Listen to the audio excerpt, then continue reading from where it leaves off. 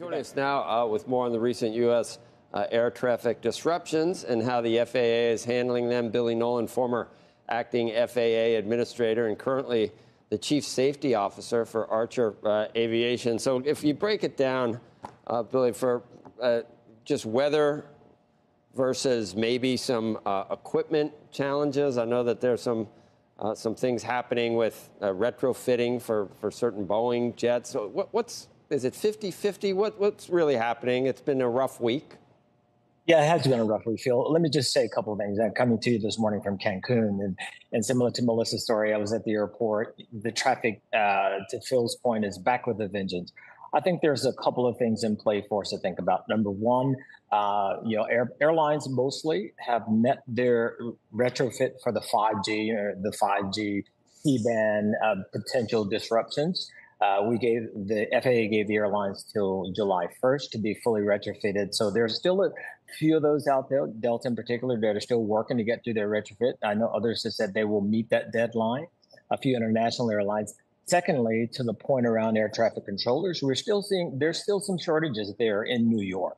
And I think one of the ways to address that is for the airlines to work with the FAA in terms of moving some of that airspace. That will clear up a little bit of the congestion in New York. If you look at the past 4 days at United Airlines, they're running anywhere from double to triple the number of delays of the other airlines. So, some of that might be scheduling issues. I was just sort of pointing back to United.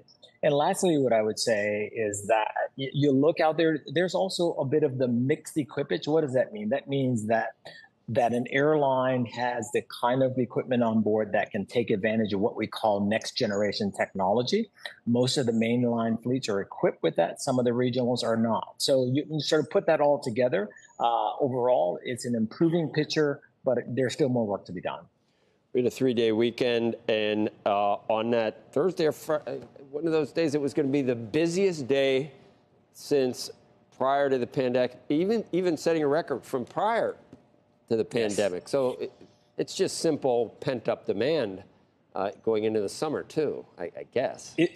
It really is. Having been a long-time airline captain myself, I can tell you, you look at the numbers, and as Phil pointed out, 2.82 million on this coming Friday. Those are just the kind of numbers that we haven't seen since 2019. And so the thing I would say to the flying public, you obviously want to give yourself adequate time to get there early, to avoid the lines are just going to be what they are. And so that level of preparations as we see move into this busy, post-pandemic 4th of July weekend is something for us all to keep in mind. Mind-boggling how incredibly good it actually is that we just 52,000 flights landing, right, taking off, taxiing. That it ever works perfectly is kind of a shock, Billy. So maybe we shouldn't complain too much because it's right. Try driving. You see what kind of spaces that you're talking about. It's a phenomenal thing that the industry does day in and day out. What about staffing, Billy? There was a time where hotels or restaurants, they could only operate at 60 or 70% just because they couldn't get enough people. I mean, you do need flight attendants. You do need pilots. You need maintenance guys. Are we flush there, or are there pockets of problems there as well? Yeah, during my time, as I said in the administrator's chair, there were times last year when we saw that some airlines were working at maximum capacity.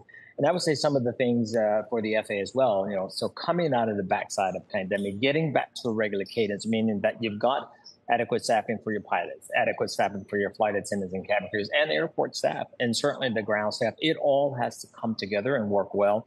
I will say, Joe, to your point, on any given day, there's roughly 45 to 50,000 commercial flights operating. And we're talking about nearly 1 billion enplanements a year. That's just a lot of folks traveling.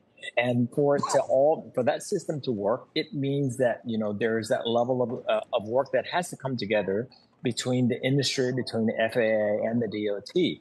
I will say you saw some of the things that we put in place during my time, and they continue to help the flying public, is there are new routes coming out of off the East Coast that help alleviate some of the congestion. There's been a better coordination around space launches. There's better coordination with military around restricted airspace.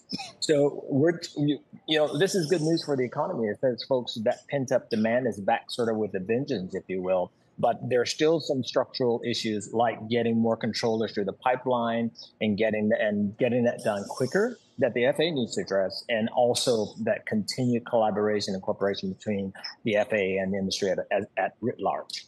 We know about how much money we owe as a country, so that we're constantly trying to tighten our belt, and I'm sure that the FAA wishes it had a lot more money.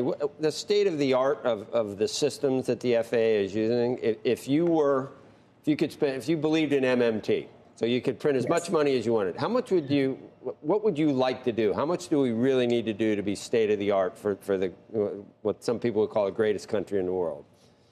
Yeah, a couple of things I'd offer up. Number one, let's just find a better way. It takes on average, as a commercial airline pilot, retired airline captain, right? It takes an airline pilot or an airline about 6 to 9 months, maybe a year, depending on the complexity of the flying, to get a pilot from the time he or she reports to an airline till they're out the door flying the public in a good way. It's taking the FAA about 2 to 3 years to get what we call a fully certified air traffic controller. So I'd like to see, more investment there. That ability to kind of leverage AI. The FAA does a very good job for the system that they have, which is just thousands of systems, many of which are legacy. And when I say legacy, some of this stuff is 20 to 30 years old, and it is in need of updating. So that those consistent level of funding and ensuring that, Congress gives the FAA the necessary funds and tools it needs to your point, to have the best airspace in the world. This really should be not an aspirational goal. It really should be what we sort of demand.